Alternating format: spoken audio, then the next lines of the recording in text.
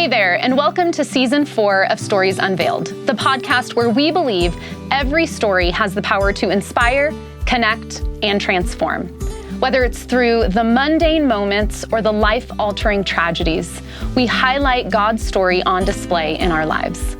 Each episode, our guests get real and they dive into their own personal journey, where we hold hardship in one hand and hope in the other, and we explore where Jesus is in the messy middle. I'm Ashley Sears, and I'm so glad you're here.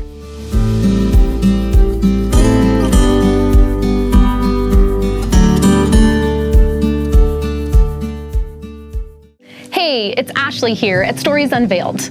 Before we dive into this episode, I want to personally invite you to our upcoming annual Fall Women's Conference.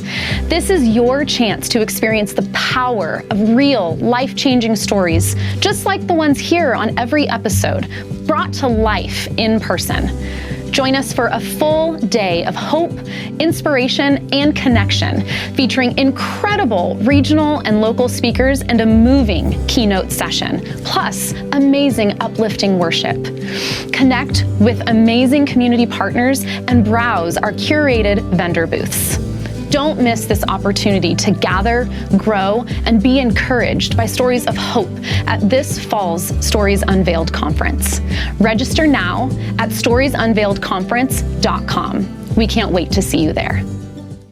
Rian and Tyler Keyes have been married for 16 years. During Rian's pregnancy with their first child, she suffered a life-threatening complication that not only almost cost her life, but also deeply impacted their journey as a couple. That experience forced them to completely rely on their faith in Jesus and ignited a passion in them to help other couples pursue healthy marriages.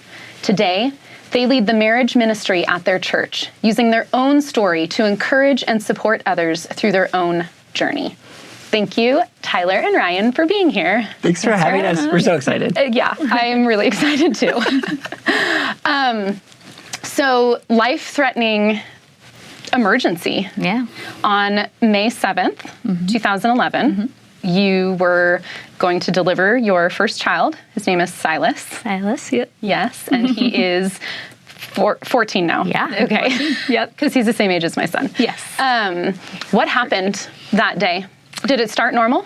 No. Okay. No, it did not. So I woke up that morning and actually getting ready for my last shift of work. So You're a nurse. I'm a nurse. Yes, the nurse curse that comes into play. Is that a thing? It's a thing. It's a thing.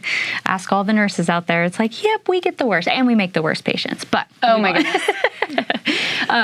Anyway.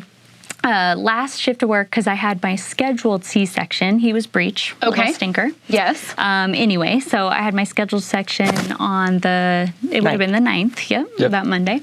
And so I woke up for my last little 4-hour shift of work. So I was only working 4 hours at this point because my blood pressure had been a little borderline, I guess you would say. Nothing too crazy. But just outside of maybe the safe and normal. Yeah, like 20 points higher than my normal. So that's kind of like, they're like, oh. So anyway, I wasn't on bed rest or anything, but modified work duty. So 4 hours. And I woke up in the morning and was brushing my teeth. And I all of a sudden got this really bad pain, kind of right about here. In your stomach? Like in my stomach, area? like up above, like my big old belly, and then like right here in the middle. And I was like, oh, that doesn't feel good. So I was like, I'm just gonna lay down a little bit. And then I laid down and I went, nope. And I like sat right back up. And I think at that point, did I wake you up? Or I was waking you up, or you were noticing? I'm gonna call them screams. Kind of woke me up a bit. Because of pain? Screaming yet. You were very loud. I don't want to say loud, but you kind of there was noise. Yeah. You could tell that there was she was a in lot distress. of discomfort. Yeah. In distress. Yes. Yeah. So I was trying to walk it out, like off, and it just felt like someone like had stabbed me and was just like kind of slowly twisting the knife. I don't know if that's the best way I can put it. And then I ended up going to the bathroom, throwing up, probably due to the pain. And so then I said, I think we probably need to call the ambulance. And at that point, I think he had already called. Oh.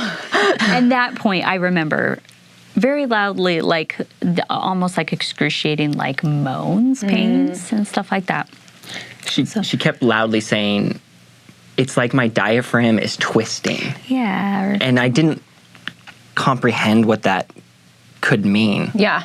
Right. It just, so I... You knew it wasn't good though, like Yeah. all around. So she's a mother, at the time she was a mother baby nurse, so... Yeah, working on that floor. So you know. It wasn't I mean, And I labor knew pain. it wasn't labor pain. Totally. Like, I was like, I've never been in labor before. This is my first baby, but I knew it wasn't right. Yeah. So kind of fast forward, called the ambulance, got to the hospital. I think it felt like an excruciating long time to get there, right? To the hospital. In the ambulance? Yeah.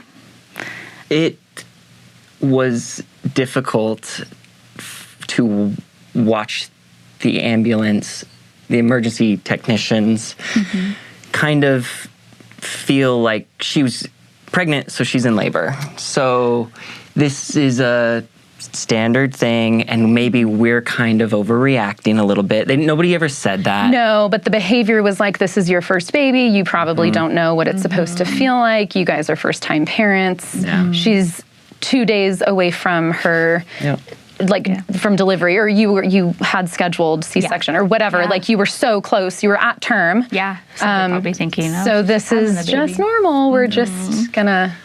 I remember being so angry and thinking, I can't, this is not the time to... They're helping. Yeah, or trying. I don't their need to hardest. cause problems right now. Yeah. So I called her in for her shift. I was like, she's not going to be there today. Oh, yep. Which is the only thing I could think to do. Yeah. And you also called to the floor and said, like, Ryan's coming up. See you soon. And so, Because you were being delivered to the hospital in Yeah. which you worked. yes. Yes. Okay. And so I think that in itself was a God thing because they bypassed everything, got me straight to my floor. So not that I would have gone to the emergency department anyway. I was too pregnant. I would have gone straight to the floor, but like they knew I was coming. They didn't know what I was coming for. No one knew, but they knew I was coming. So another God thing, it was change of shift. Okay. Yep. So there's already 2 doctors there Yeah. giving off report. Yep. There was several nurses, extra nurses. And so went into triage.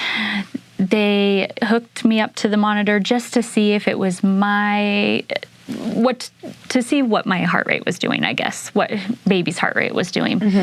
And baby's Silas's heart rate was in the 80s. That's really low. That's low. For a baby. Very for like low. a baby in the belly. And what I couldn't speak because I was so in my own frame of mind because I was just trying to like not be in pain and that kind of stuff I was like, I could just feel him like almost like trying to claw Get out? himself out. Yes. Like he was uncomfortable? Yes. Like he Something was dying. wasn't right. Yeah. Like he was dying. Suffocating, whatever, no blood loss. Anyway. So they then did an ultrasound because the doctor was like, I want to make sure it's not mom's heart rate versus baby's, because I guess 80s would have been high, but not for me. I run 80s, 90s resting. Yeah. I'm a little spazzy sometimes, I guess. Anyway, and so I remember the doctor, this was the last thing I remember him saying was, it's real, we have to go now. And so I think that was Not knowing the last time. what was happening. No. You either. And I was standing right there. And I'm watching all of our friends, because They're her friends, employees, my but coworker. but they're your friends. and they're putting lines into her, and there's troubles there, and a doctor that I also work with. Yes, because you also work at the hospital. And then he says, it's real.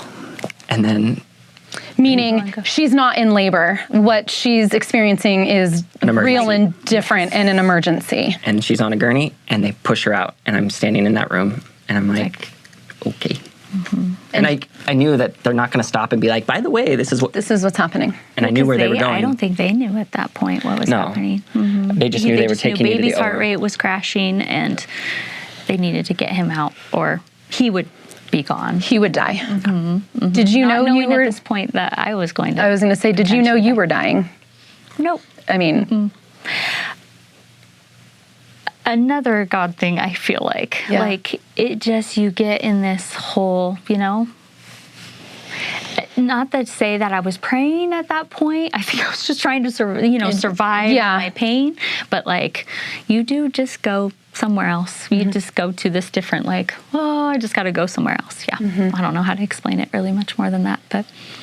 So they take you, you're gone, you're left in that room. I don't know if you were alone, maybe nurses, but she definitely wasn't there. And what happened? Because it seems as though past this point, you don't have recollection of much until maybe much later. Yeah, and no, so not until I'm on the next floor. Yeah. So Tyler walked through a bunch of stuff. Yep. Yes. What happened, Tyler? So I remember walking in the hall, a hall I'd been in thousands of times. And I remember feeling very alone. And then one of the charge nurses came up because I was following slowly. I knew I wasn't going to be allowed to go where they were going, and I just figured somebody would eventually come out. And one of the charge nurses did, and kind of walked me closer to the ORs that they were in, and pulled me aside just to kind of say, like, okay, we're going to do what we can. And I said, I have to call her mom, because her mom lived in Portland. We're here in Boise. Yes. Her mom's in Portland and is an L&D nurse as well. Got it. And was going to, I think she had a flight the next day. Oh, to be there when Silas was born. And And I'm like, I have to tell my mother-in-law, who knows more about what's going on than I do, that something's wrong. And I'm like, I don't know what to do. And I remember calling, and I'm like, please just go to the answering machine. Please don't pick up. And she picked up, and I don't remember what was said, but your mom was like, I'll be there as soon as I can. And then one of the perks, I think, of working there is they had a room ready for her.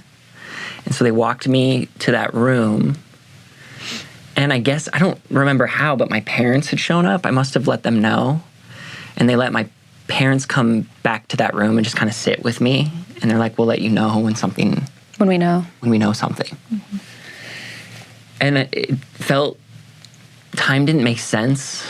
And I've heard that before in scenarios. It just didn't make sense. Yeah. And then one of the nurses came in and was like, you're a dad. Congratulations. Like, trying to lift us up. Which, thank goodness, what do you do in that scenario? So in that moment, you found out that Silas was born. Yeah. And he was fine. Yeah.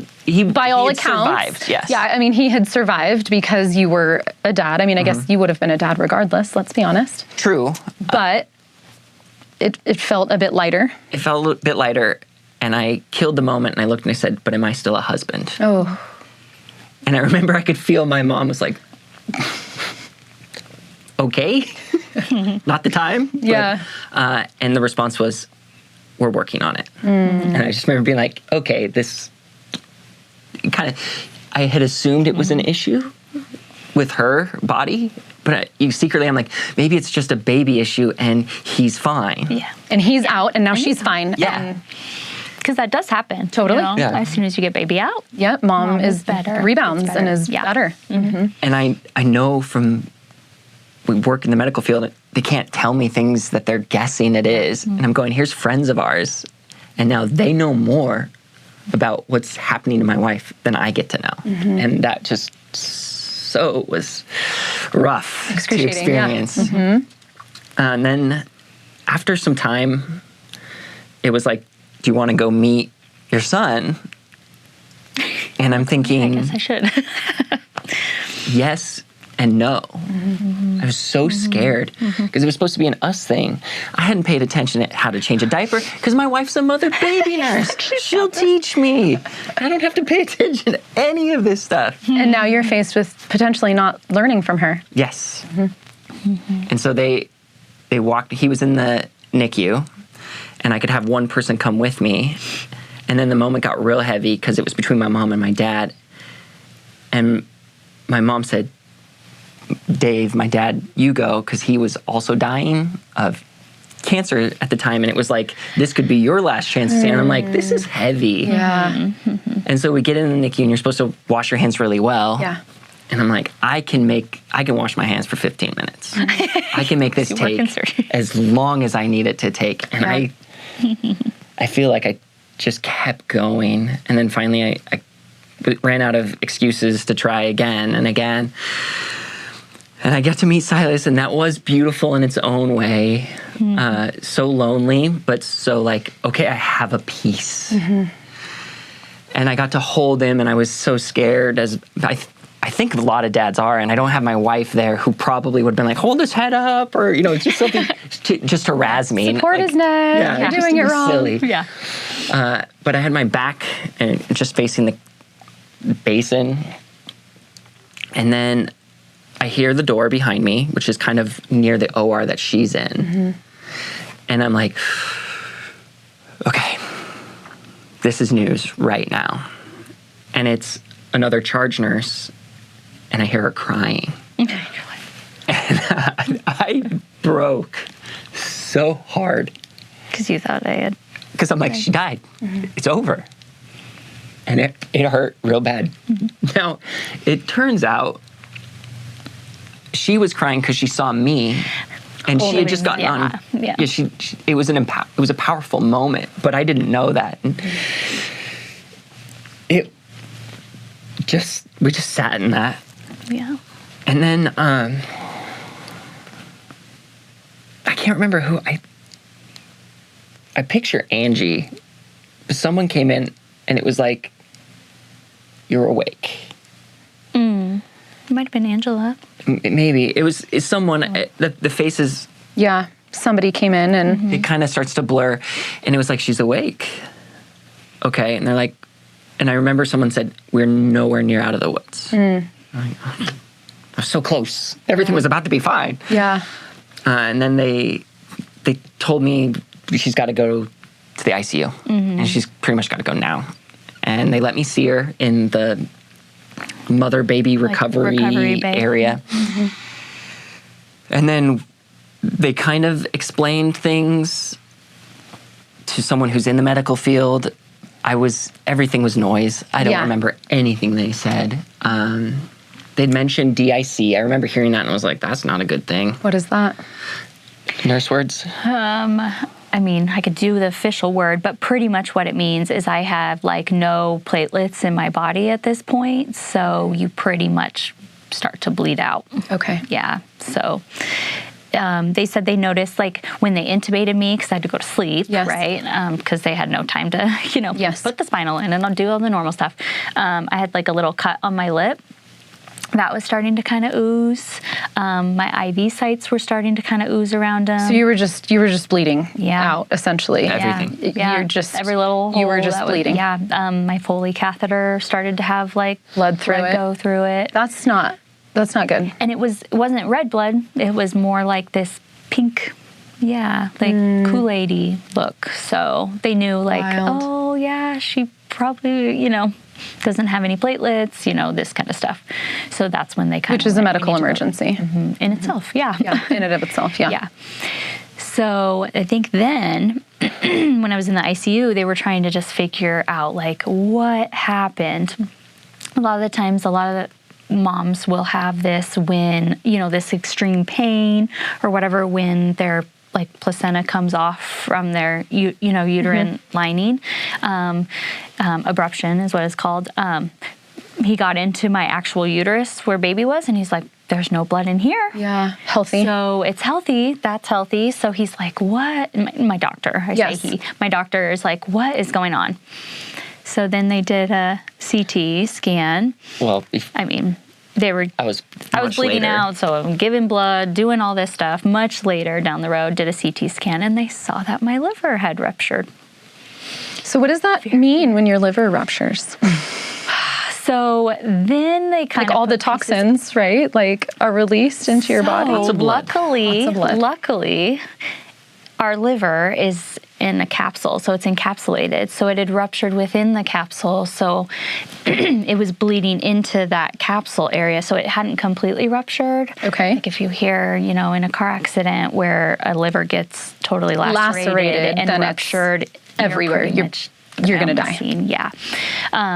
It was encapsulated, so it was like a big hematoma off my liver. So if you were to like hit your skin or something, a big bruise filled with blood. Yeah. So that's what that was. But it did rupture just within yeah, was what probably saved my life at that point. Right. How that happens is there's a thing called HELP. HELLP. Yeah, and it stands for hemolysis. So your red blood cells just don't look. They start to lyse. You know, they don't look great. I guess is the easiest way to explain that. Elevated liver enzymes are the EL. So there's where my liver probably got involved, and low platelets. And so all this can cause this kind of trifecta of like not good. So Yeah. yeah. So do you still have a liver? I do. Okay. Yeah. But what's crazy is anytime I get like a CT or later on or anything, they can see the scar. Wow. Which is kind of crazy. Yeah. So was that like all of those things is how they almost lost you? You went to ICU and they told. So in the ICU, I remember we get there and it was a bunch of nurses and staff getting lines in her and literally squeezing these bags of fluid because the treatment for the thing they suspected she had was get a lot of fluids in her right now. quickly. And a lot of blood. And a lot of blood. And lots of blood. And then there was a doctor who was putting in a central line into her neck. She still has the scars. Still have the scars. They're a good reminder now. And I remember, because in the ICU, the doors are big glass ones in Meridian, or they were at the time. And I remember just standing outside the door watching. Doors were open. And I'm watching this and I see the doc grab all of the stuff to put it away. And he points, he's like, husband, yes, we should talk. And I'm like, cool. I agree. Great. That's a great idea. Would love to hear your thoughts. Some clarification. And I remember he wrote down a couple of things and he said, if it's this, she's gone. We won't be able to save her. And it could be this, which was HELP. And he's like, there's other things going on. We might be able to, but you should probably go say goodbye. So either way, just be aware. I want you to have fair expectations. And it was in that moment that you realized like there was little hope. There's always a hope in my mind. Yeah. And I definitely remember praying in that moment. And I'm like looking at my wife, who's literally in another room, although there was no barrier. There was no barrier. Yeah. And I'm just, what do you do? And I'm thinking, I have a son downstairs. And it just was a lot in that moment. And I bet. they're just shoving fluids, and then who knows how long. And they're like, I definitely don't know how long. you can talk to her now. And I'm like, Were you coherent? I don't know. You don't remember any of this? I kind of remember bits and pieces. Like by the time I kind of was coherent, I noticed my mom there. Okay. I did not notice which Tyler was there. hours later. Yeah. Hours. And thank goodness she was able to come. Yeah. Yeah. Having my parents there was amazing. Her mom speaks the language. Yeah. It was kind of a way. Who gets to trauma bond with your mother-in-law? Like sitting next to her, just kind of staring at my wife. Yeah. Because we had only been married 2 years at this point. Not quite 2 years. You guys were what's still considered newlyweds, really? So really, he didn't know my mom very well. Yeah. Not the way I would recommend to get to know your mother-in-law. Right, but for sure not. Definitely, it was really good to have her there. Yeah. So at what point were you out of the clear? Or in the clear, I should say. Like at what point, Tyler, could you breathe and know, like, I think she's going to be okay? It was a lot of series of events later because the facility we were at could not handle the liver. So since it was encapsulated, the thought was, if it ruptures, we have minutes. Right. And the facility we were at was not set up for, because that's the way it was described to me was, this is the type of trauma, a really, really bad car accident. A trauma center, like a level 1 trauma center. And we don't have a level 1, right, trauma center in our area. And we certainly didn't back then. Right.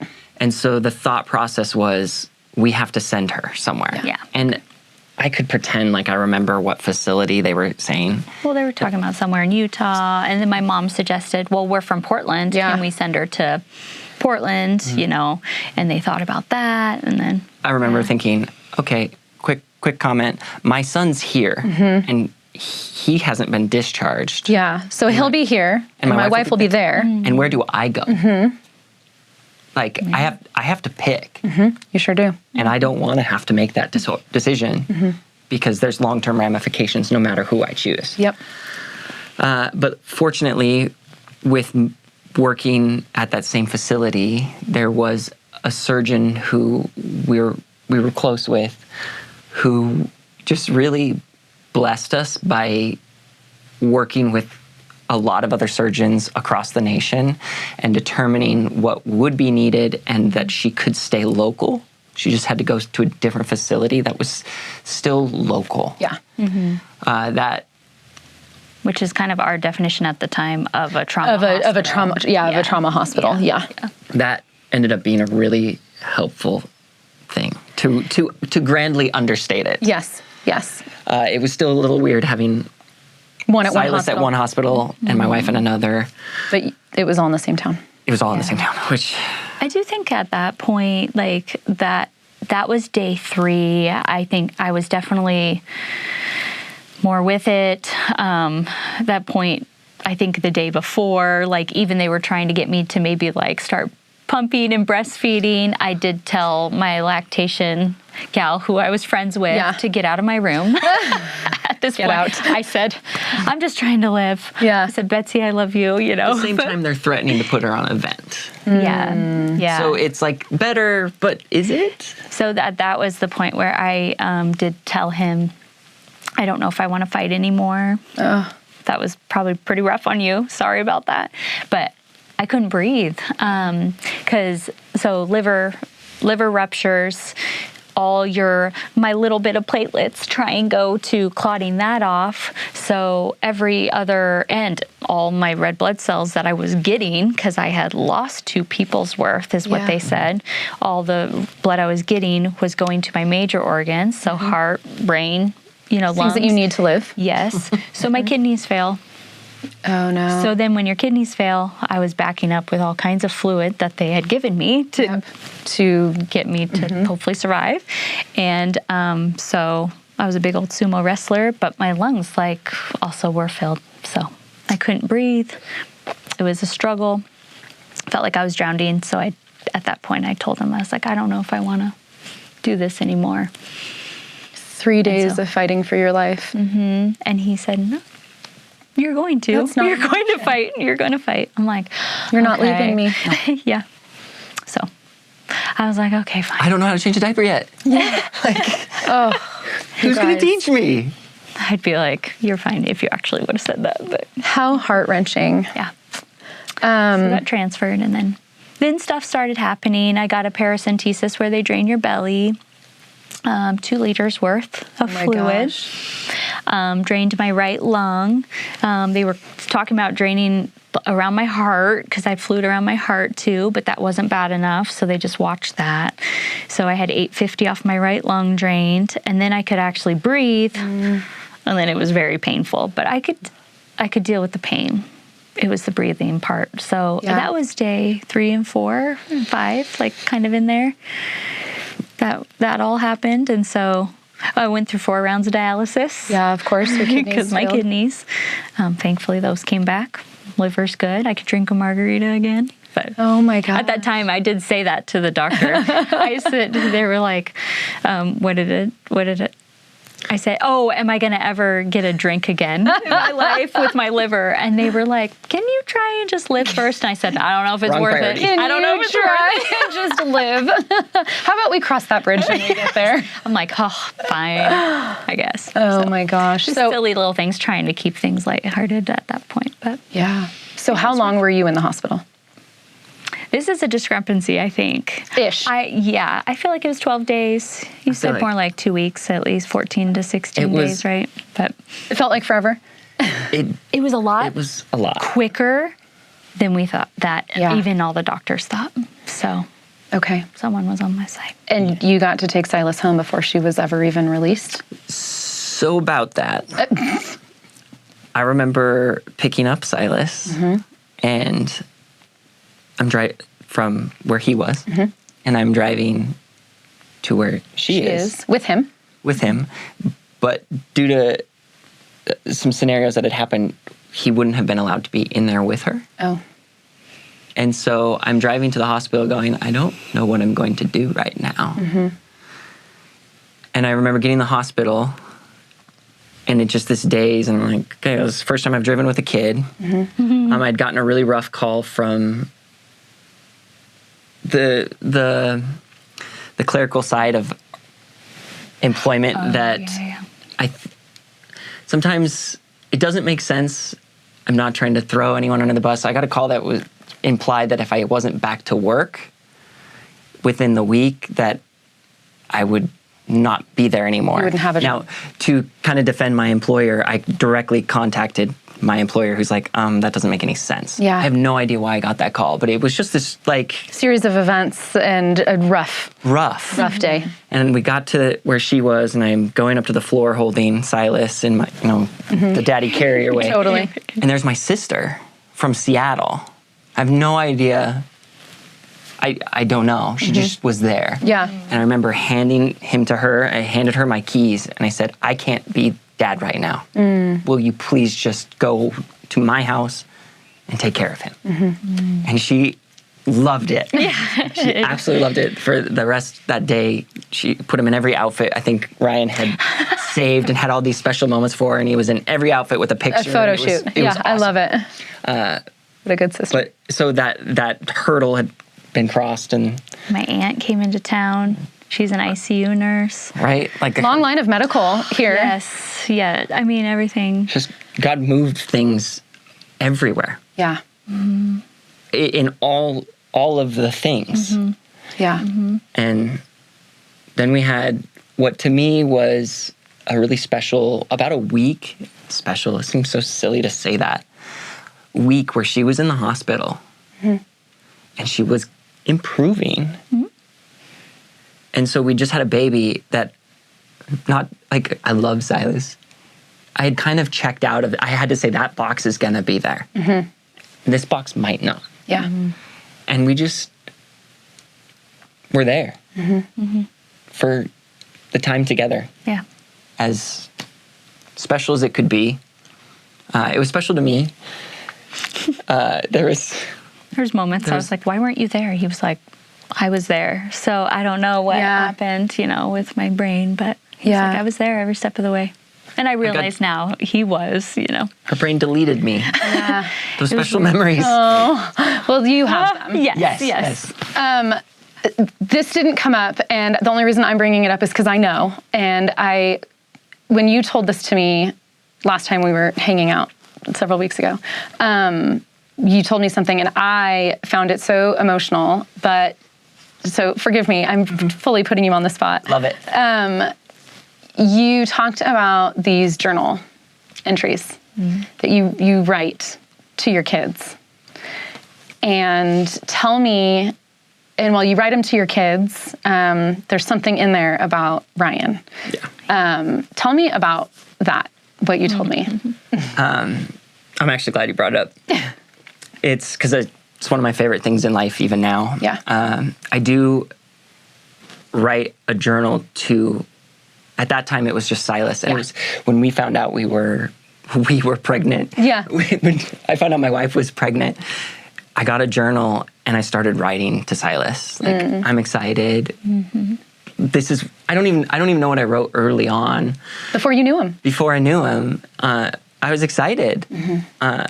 And I knew, because my dad has been sick basically my whole life. And he hadn't passed at that time, but even now looking back, it would have... There's these moments that I know there's things he couldn't explain to me in the moment. Yeah. I just didn't have the competency. And I wish I knew what he was saying, but he couldn't say. Because I bet you'd make a lot more sense now. Yeah. And I wanted to give that to Silas. And so I had this journal, and I had it in our go bag. I don't know the term, but pregnancy bag. Yeah, the delivery bag. The delivery bag, and at some point that got put in our room that we were supposed to have. It ended up being my room, my suite. And here, fast forward a couple of years to move the story back and forth. I'm so sorry. You're good. I'm nearing the end of filling that journal out. Yeah. And I'm ready to get to the last page, and it's already filled out. And all of a sudden I remember filling it out, and I'm sitting in that room by myself, so alone. We don't know if you're going to survive. It was basically her mom and I were taking shifts, so we're like, we have to sleep and eat. And I had just gone up to the room, and my aunt had called to just be like, is everything okay? Just touching base to give us love. And I remember writing the note that I was supposed to give to Rian if she survived. And I can see in that notebook, I can see where I was weeping on the page. And it's like so powerful to, like, now Silas has that. Yeah. I'm not going to rip that page out. No. It was you getting your thoughts and your emotions out on the thing that you had, which was Silas's journal, but it was to your wife while he was being born. Yep. Kind of Silas's too, I typically date every entry, and I hadn't put a date on that because it was just a note that I was supposed to say, oh, hey, Rian. But I put a date on it because I know the date. You knew the date. And it was his birthday. Yeah. Essentially, I mean. Yeah.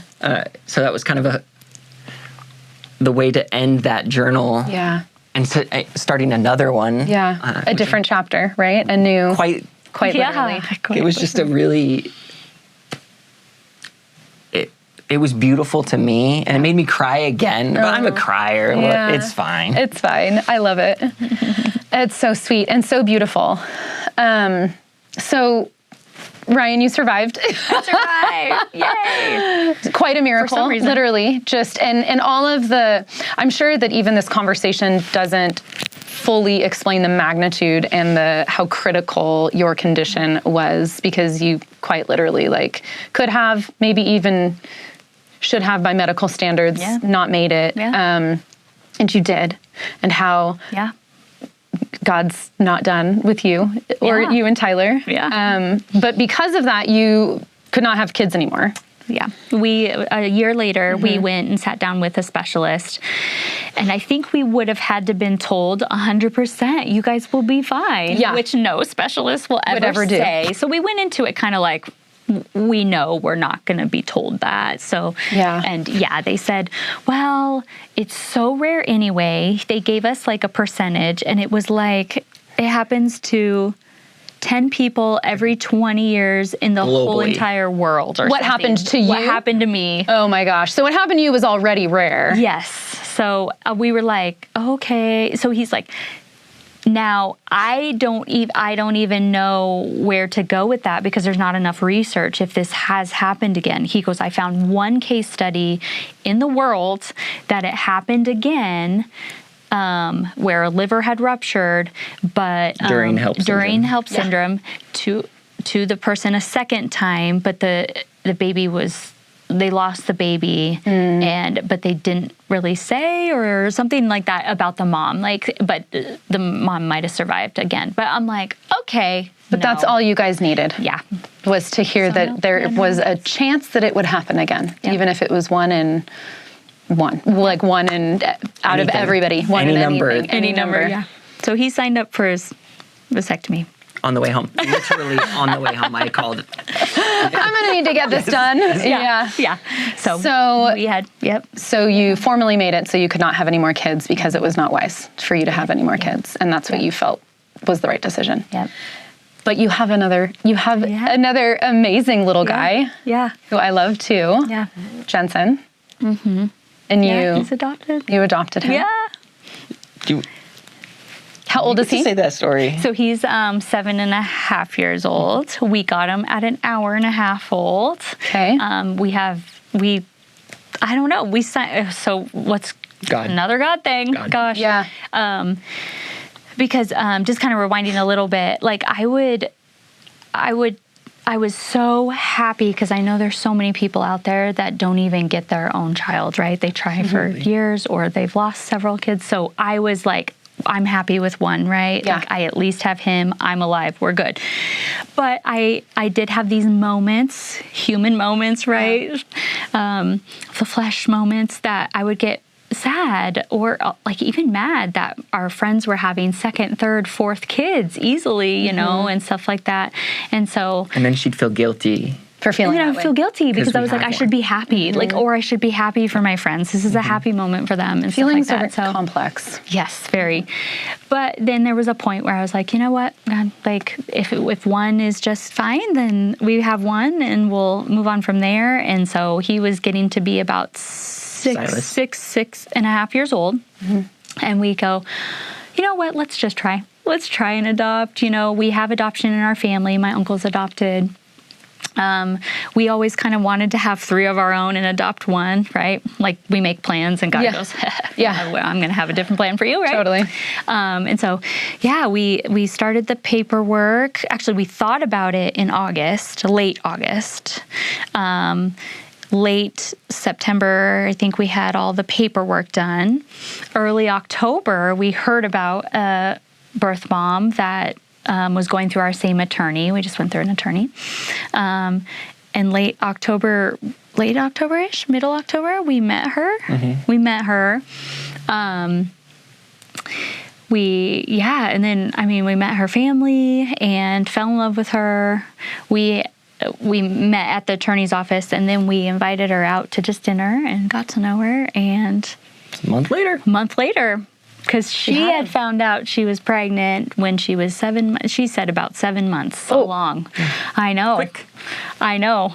Wow. She goes, I know I might be young and naive, but like she goes, I just thought it was stomach pains and gas and stuff like that. Amazing. And then all of a sudden she's amazing.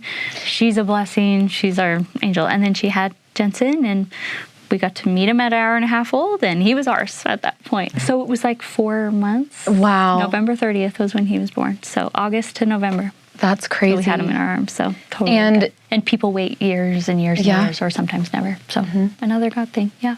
Now it's an open adoption. Yes. Yeah. Yes. Have a great relationship with. Love her. Jensen got to be her ring bearer because she got married a few years later, and we just love that family so much. What a beautiful thing. And that Jensen knows. Yep. From young. As long as, he probably doesn't remember necessarily not knowing, right? Yeah. Like, he told us. I'm assuming. One day.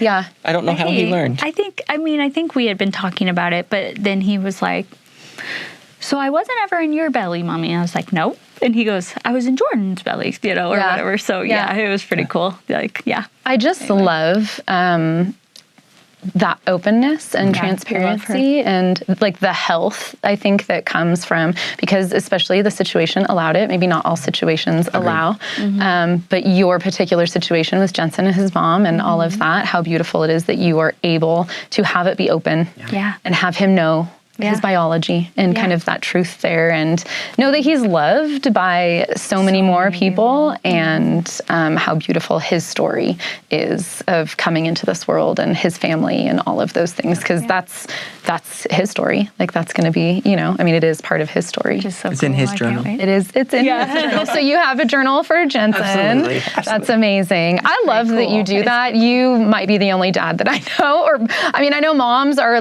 have more of a bent toward that. that, but not to throw my husband under the bus whatsoever. However, I will. I have baby books, right? You have baby books, and in those baby books, it's like letter from mom, letter from dad.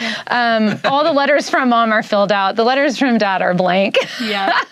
19, 15, 13 years later. Maybe for Asher's birthday, I'll get him a bunch of notebooks. A bunch of notebooks to just start 20. journaling, make up for lost time. Yeah, I love that. That's so funny. But I just love that. I love that you do that, and it's a really special. It's very healing for me. I bet. Yeah. And so many times, I would encourage dads and moms to do it. There's moments that I find I just can't explain the whole situation, or moments where maybe I didn't highlight this awesome thing we did, or maybe I just love you so much. And I want you to have a book that says it 1,000 times. Or I was mad at you today, and this is why, but you always end it like, but I love you so much. You know, Like, we'll get through it. Or maybe I seemed upset. I was, and it had nothing to do with you. Yeah. And I didn't know how to pray. Just, it's healing. It's so healing. And love I that. started it for them, and I continue it for me. And every once in a while, there'll be a page from mom in there. Every now and then I sneak one like little page in there every once in a while. I love it. And so does Silas have his? Do you give them to him as you finish them, or do you like on their 18th birthday, or what? So a big pushback I get when I mention this is, I could never hide it from my kids that long. I don't hide it from my boys at all. Oh. In fact, a lot of times when I've written in them, I leave them out so they see, Dad's still writing in them. I have never told them they can't read it. They just never touch it because they know they're going to get it in the future. Okay. They don't know when. I don't know when. When you die? I mean, I don't know. Is it like you're just going to write forever and ever until you go see Jesus? Like, I'm pretty sure if I do it when they turn 18, I'll probably keep writing a new one as they've now quite ceremoniously become an adult. Yeah. Or maybe I'll give it to them. Grandkids. Or You for can start writing your grandkids. I mean, your relationship changes in stages, right? And so at whatever point, whether that's 18 or 30, whatever, they leave your home. Yes. Your interactions aren't the same. And so maybe there's less content even to write about in your engagements with your child. And so, I don't know. Maybe I'll give it when they're 18, and maybe I'll surprise them with one they don't know about when they get married. I love that. And maybe when they have a kid. I don't know. Yeah. I love that. So all of these things have led you, probably in addition to so many others, but have led you to this passion that you have for helping marriages, helping couples.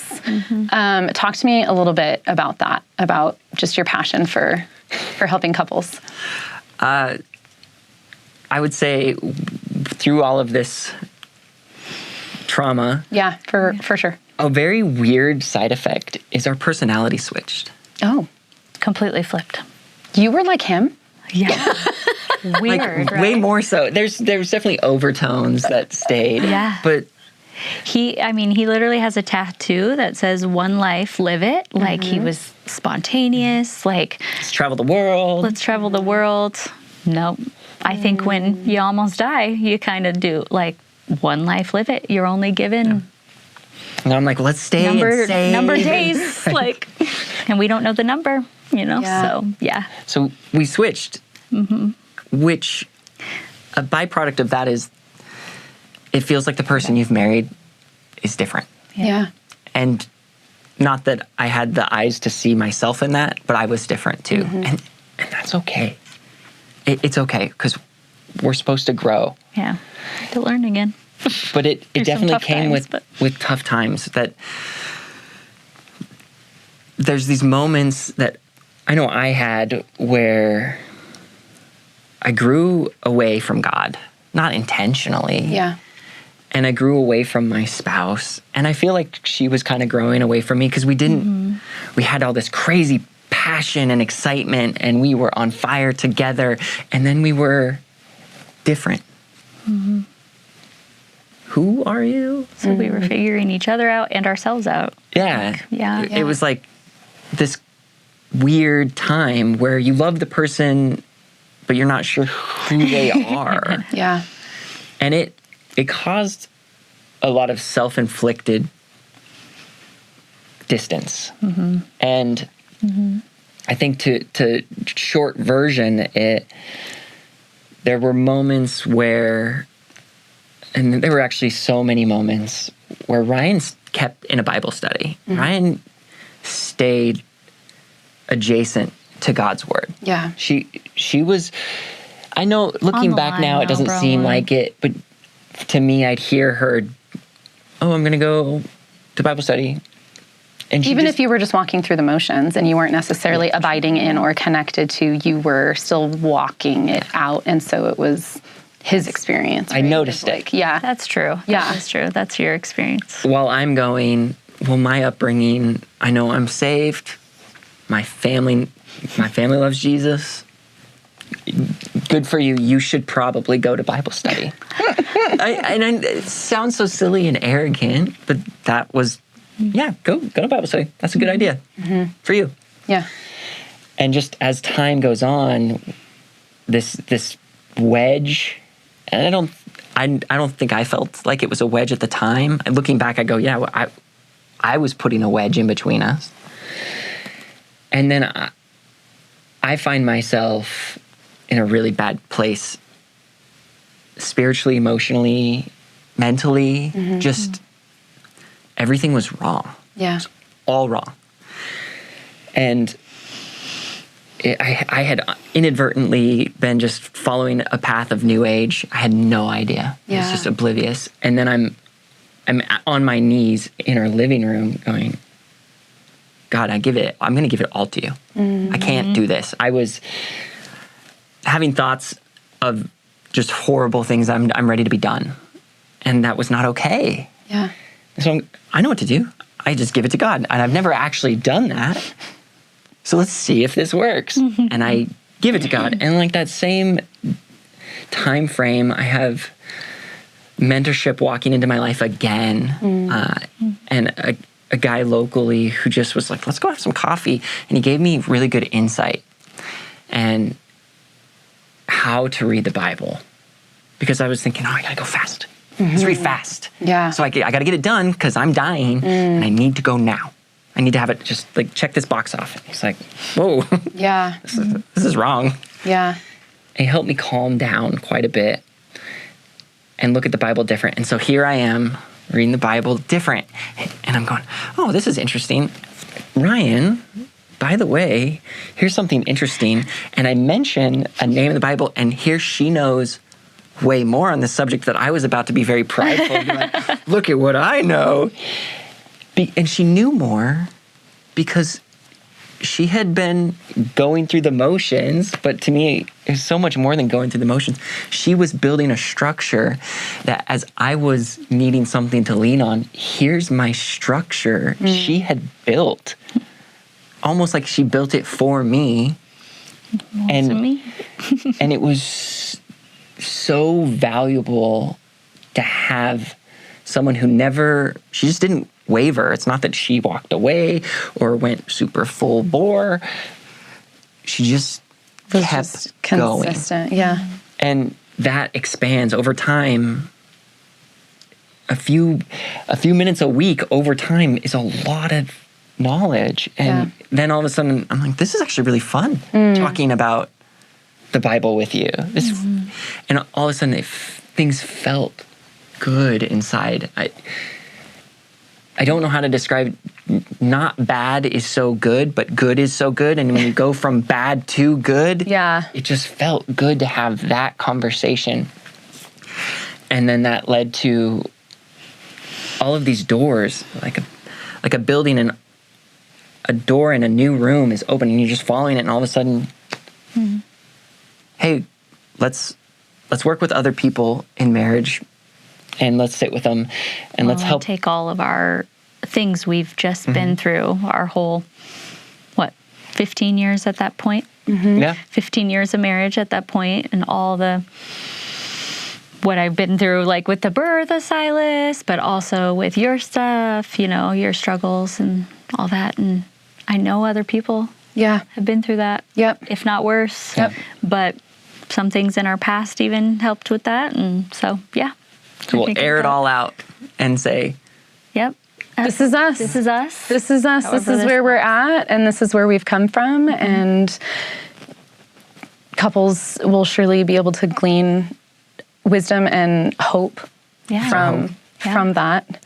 Well, I mean, and how can they not, right? I mean, you're like, for you two to be sitting here, first of all, and just for you to say like, well, I was in New Age, and I'm going to kind of, sorry if this throws you under the bus, but you've had some drug use, and like there's a lot in your past, and to just say like, this is it. This is who I am. This is where I've come from. These are the things that I've done, and they don't necessarily define who I am. You know, Christ defines who we are, and we would just love to be able to share our story with whoever, right, will listen, and whoever needs a little bit of hope to know that like nothing's too far gone. And God did it. God did it. Yeah. It's nothing we could have done on our own. There's no way.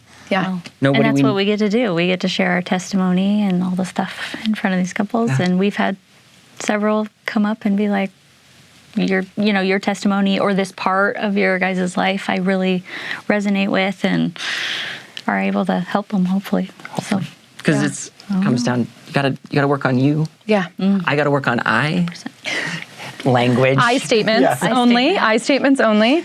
I mean, that's true. I mean, that was in me and Asher's marriage too. It's like you guys could have built a great marriage, but typically a great marriage doesn't start with broken people who don't know their brokenness and who are living in their, whether it's pride or sin or whatever, right? Like a healthy, sturdy marriage that can stand storms is built on two people who have done work in themselves and who have kind of surrendered their own stuff, and they can come together. You know, Asher and I could not have built what we have with God in our marriage to be where we are right now without both of us, without God dealing with both of us, independently, and like us both coming to a place of surrender to Him. And it's not a one and done. No. Like, oh, you mean you guys aren't like perfect? It's not great all the time? Well, I mean, no, I'm no. It's always fun to me every time we have an argument. So I'm like, shouldn't we be past this? Yeah. Don't we know better?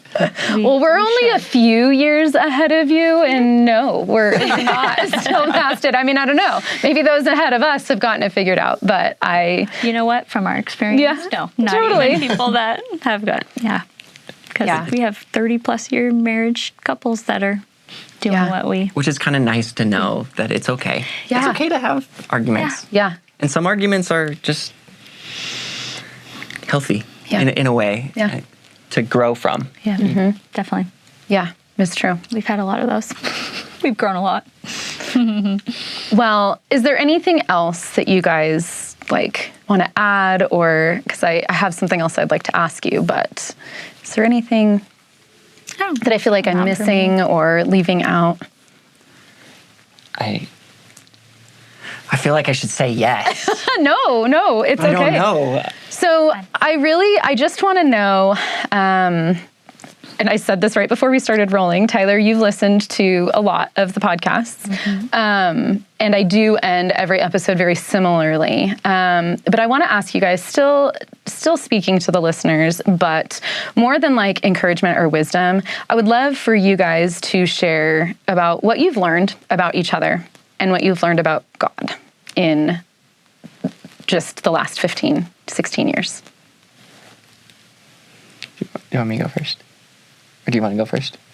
I'll just say what I learned about each other and marriage in general is that without God, it's going to be a whole lot rougher. I think, like, just even if it starts with one of you, on a path or, staying true to the path. I might have been right on the line when you're saying straight to the path, because But right, it's faith of a mustard seed. Like, it's 100%. Doing even the bare minimum. Like, God can work with literally anything. Work with that. And I'm glad you worked with me. Yeah.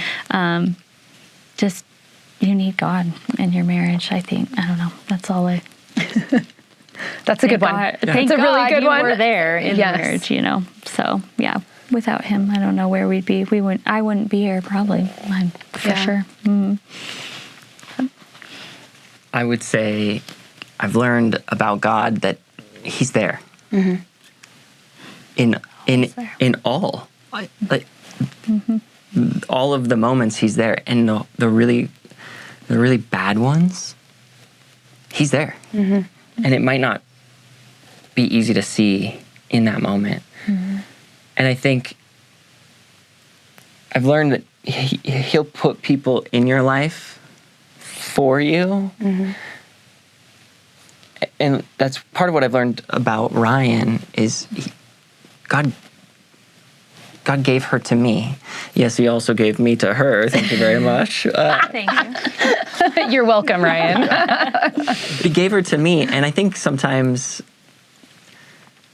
God does this to help me grow. She has so many strengths that are so my weaknesses. And I think sometimes God is there and He's going, oh, I set this up years ago. There's going to be a good moment coming up. This is going to be good. And I think sometimes He's chuckling. There's moments where like, they ruined that. This has to just be making God laugh right now. Yeah. And He's there with us. Yeah. With us, living life with us while supporting us in a way that is beautiful because He loves us and He wants us to feel that. Yeah. And I think when you go through trauma and you have that connection grow, it's a glimpse that we get at the emotional connection we like. God didn't give us emotions that He's never felt. Right. And so those hurtful times, where I would feel alone. Wait a second, God knows exactly how I feel. And He's hurting with He's you. hurting with He's me. Happy with us. Yeah. And those really good times, like honestly, thank you. God's probably why I'm having this good time. So it's just He's there. Yeah. And He puts people in your life for you. Yeah.